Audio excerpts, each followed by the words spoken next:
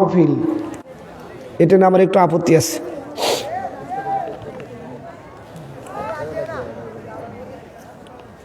এটা যারা arrangement committee থাকেন একটু সজাগ।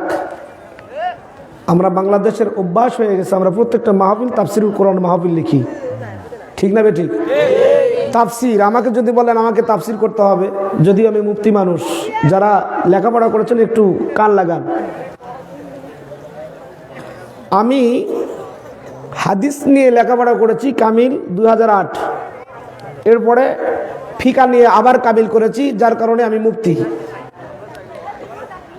কামিলে যারা তাফসির বিভাগে তাফসির নিয়ে লেখাপড়া করে তারা মুফাসসির। তারা কি? তারা কোরআনের তাফসির করবে। শুধু পাস করলেই হবে না, সেই অ্যাবিলিটি থাকা জানা লাগবে। তাফসির করতে গেলে মিনিমাম 15টি ইলম সম্পর্কে তার জ্ঞান থাকতে হবে। কি হুজুর?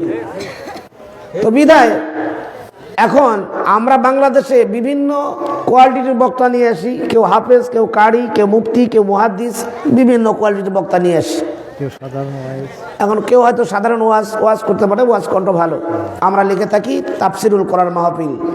মানে পাশাই বাড়ি দিয়ে যদি বলা হয় যে একটা আয়াতের তাফসির করেন, যায়? তাফসির কি আছে বাংলাদেশে? এ কথা বলেন নাকি পাবলিক?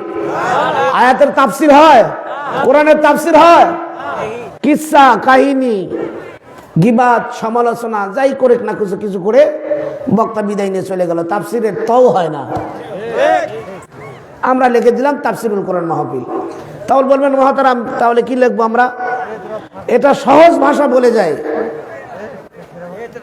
আজিমুসান ইসলামী জলসা।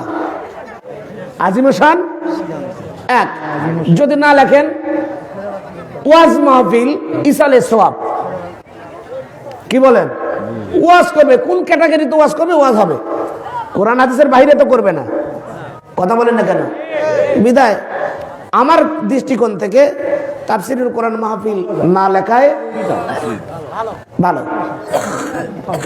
রাগ করলেন?